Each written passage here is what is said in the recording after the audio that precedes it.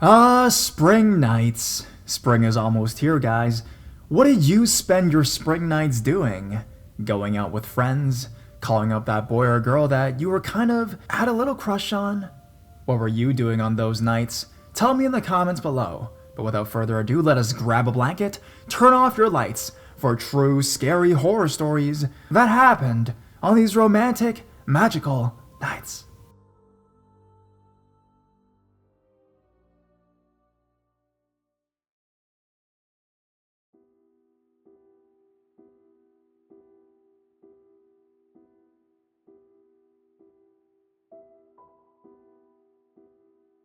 If I had only looked down.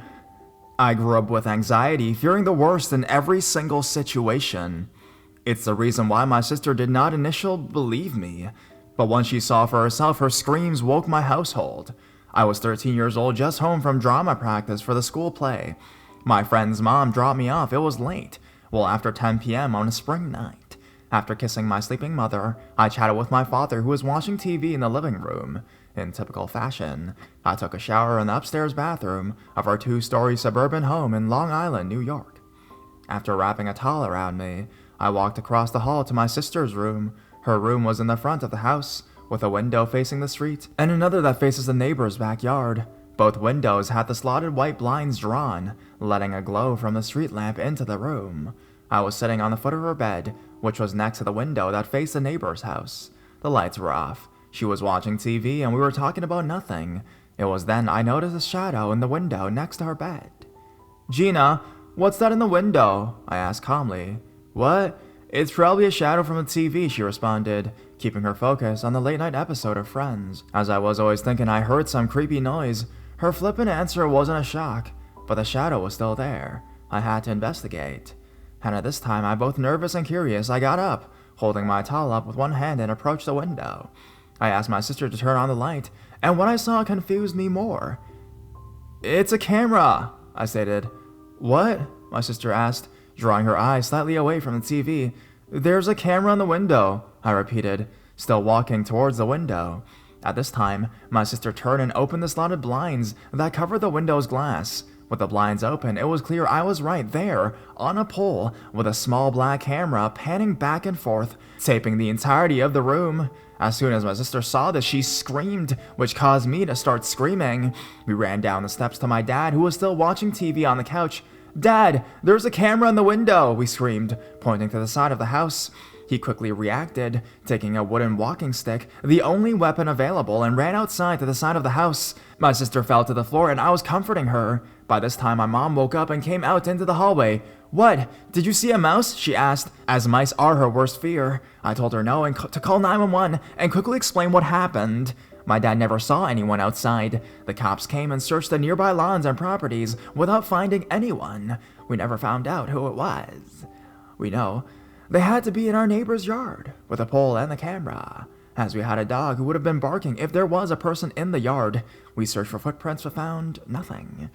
Was it our neighbor's creepy son? Was it my sister's ex-boyfriend? Was it the first time of many?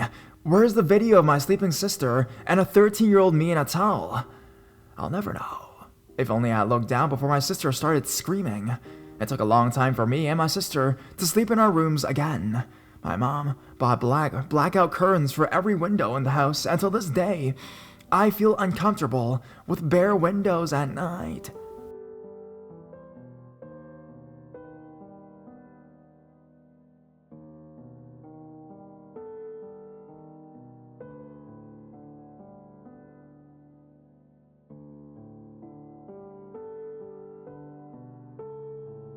An Italian werewolf soldier. During the late 80s, my father was on medical service as a medical official. At the time in Italy, military service was mandatory at the age of 18, but university students could postpone it until graduation, so he had already graduated in medicine when he started serving his time. And one night, something unimaginable happened in the barracks he was assigned to. He was called by one of his subordinates, scared to death, who claimed that a comrade was transforming into a werewolf. My father ran into the dormitory and saw a 20-ish man screaming the hell out of his lungs and growling and destroying his dormitory out of blind and animal fury. He was strong enough to eradicate the single beds from the bunk bed structures and throw them around the dormitory. All of his comrades were peeping behind the room's ajar doors, and no one had the guts to do anything about it. As my father was thinking to the easiest way to approach the guy, a muscular male nurse, with a background in psychiatric ward service, made his way through the terrorized crowd, strutting and showing that leave it to me look. He reached for the soldier to the opposite side of the dorm and, before he could do or say anything, was hit by the werewolf arm in his face. The stroke was so strong he literally flew across the room and landed on the corridor, among the completely frightened crowd.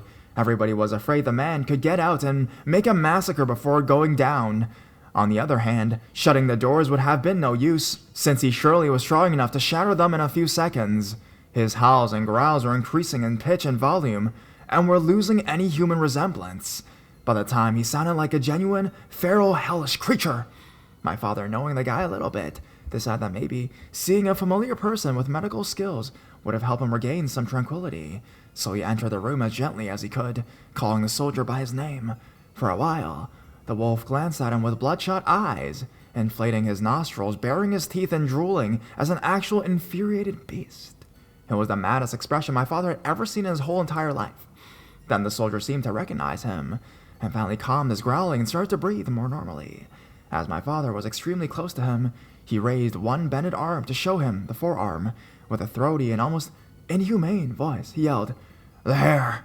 Doctor! Can't you see it? The hair!" And severely scratched his skin while trying to pluck his imaginary wolf hair with the other hand. In the end, my father managed to convince him to let nurses inject him with a powerful sedative. He was moved to infirmary's psychiatric ward, and as he woke up, my father went to visit him. From now on, this creepy story becomes a sad one. Turns out that the poor guy was raised on a farm in a remote, rural village in some center or southern Italy region. Sicily, if I remember correctly. There, his not exactly Nobel Award-winning family was convinced him that one of the dwellers was a werewolf. Of course, he probably was a mentally ill man with some malformation, but what the heck do a bunch of illiterate southern Italian peasants from the mid-something century know about malformation and mental illness? So, the man was socially excluded by his community, and children were taught not to approach him if encountered because he would bite them. It was a spring night, 5th of May I think, and the 14 to 15-year-old future Werewolf Soldier was returning from a festival in the village to his farm. As he was making his way through the silent, dark fields, he decided to stop to drink at a fountain. There, he saw him. He was turning his back to the kid while drinking, and the boy, who was more thirsty than scared, tried to get near him without being noticed. He suddenly turned his head, just as the kid's face was a few inches from his. The soldier never described him to my father, he just said he was a monster. Horrified, the kid ran home as he felt the monster was chasing him, and when he finally arrived, his mind was so altered, he told his parents that he was bitten. Obviously, they didn't bother searching for the bite even, just predicted that, from that night on, every 5th of May, he would transform into a werewolf. So they built a cage in their stable, and locked him in there every 5th of May night, until he was called for the military service. You can only imagine what such an absurd treatment made to that kid's mind. The man was dismissed from the military and underwent psychiatric treatment. As of 2015, my father never heard about him anymore.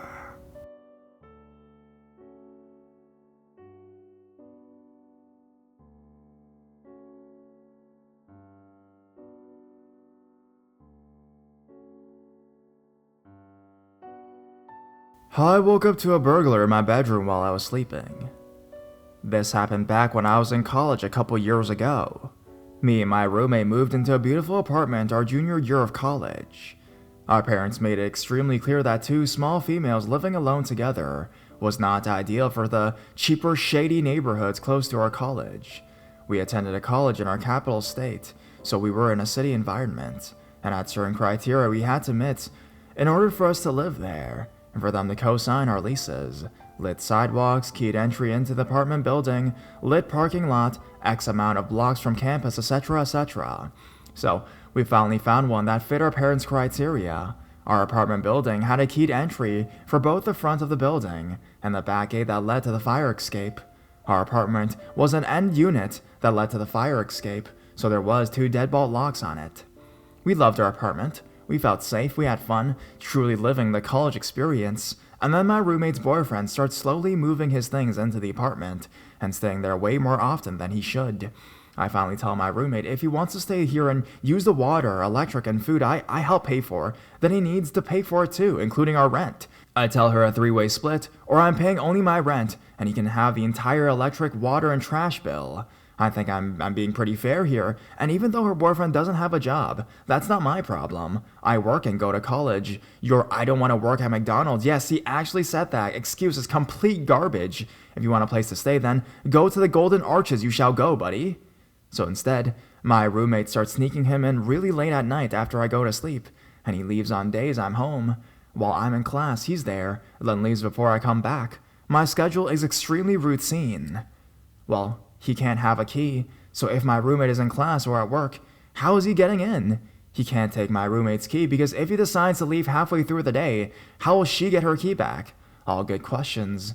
The solution they come up with is to leave the back door unlocked that leads to the fire escape, and then he can just jump the fence at the bottom of the fire escape to get back on the fire escape when he's ready to come back, or stick a rock in between the door, whatever works for him, you know? So I'm off of work and school one Thursday morning, and I decide I'm going to sleep in as long as I possibly can. My roommate and her boyfriend have left for the day, so naturally, they leave the door unlocked. I'm asleep like a pretty princess. It's about 10 in the morning when I hear the back door open to the apartment. I come to just enough to recognize the noise, realize it's my roommate or her boyfriend, and I brush it off and go try to drift back off. All of a sudden, I start hearing someone creep through the apartment, because we have wooden floors. It definitely doesn't sound like a casual walking. It is clearly someone stepping slowly and quietly through the apartment. My door to my room is ajar just a silver, but I don't see anything out the door, and I'm honestly too tired to get up and look. A couple minutes pass, and I figure that my roommate and or her boyfriend are just being weirdos, and I fall back asleep. I can't be sure how much time passes before I open my eyes, but it can't be too long. I wake up to the door opening. My back is to the door, and I'm facing the opposite wall.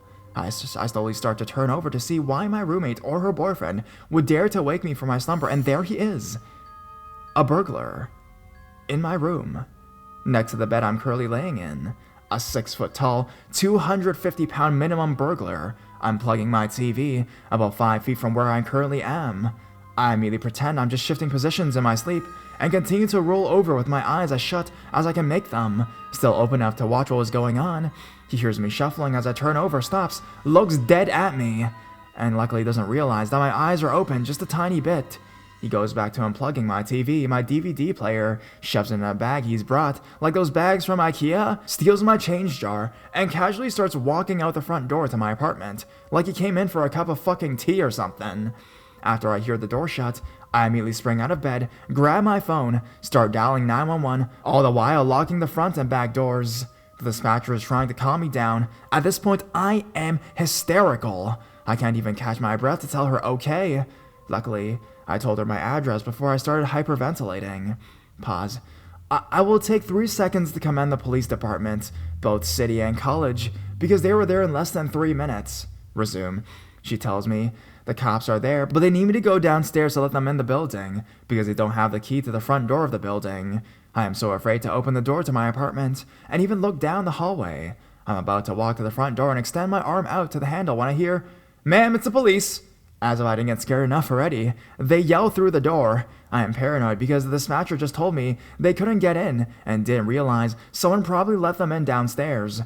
I asked the dispatcher to confirm that the people at my door are actually police officers. She tells me that they are at my door. Okay, cool. I open the front door and I collapse right there.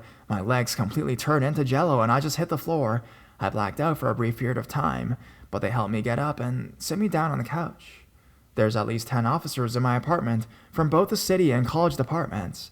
When I look outside the living room window to the street below, there are 5 or 6 cop cars blocking the streets. I am being bombarded by questions now. I have to try to find out what's missing besides the stuff from my room. I'm crying, I'm shaking.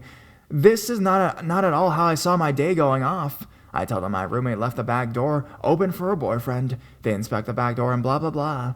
The next thing I know, my roommates and her boyfriend walk in, and they have the most dumbfounded looks on their faces. At this point now, there is a detective talking to me, and I'm giving my statements, giving a description of the burglar, the missing stuff, looking at mugshots, etc. I immediately stop talking to the detective, look up at both of them, and blurt out, "Someone robbed us while I was asleep. He came into my room." My roommate looks me dead in the face and says, "Oh my god, is any of my stuff gone? That's what you're asking me right now? If your replaceable shit is missing? Bitch." Eventually, day turns into night. 2 officers take her and her boyfriend aside to talk to them. While I'm finishing up with the detective, I call my then boyfriend and he comes over to help me pack my stuff, says to stay over at his house for a couple of days, which turned into staying until my lease at my place ended, around 4 months. After failing to recognize any suspects in the lineup, the cops slowly start leaving. After they all leave, I call my parents to tell them what happened, gather my things, and head over to my boyfriend's house. My roommate and her boyfriend never once apologized. Not for leaving the door unlocked, but just a general, "I'm sorry this happened to you" type of apology. They never asked me if I was okay, if I wanted to talk, nothing. The day my lease ended was the best day of that entire year. I couldn't wait to get away from my roommate, her boyfriend, and that apartment. They never found the guy who robbed me that day. I didn't even care about the materialistic things. He robbed me of my safety and security, and it took me a good amount of counseling to get that back. I am also thankful he didn't try to attack me that morning. My friendship with my roommate was tarnished. I haven't spoken to her since. To this day, I don't sleep with my back to the door, and I always have a knife under my mattress.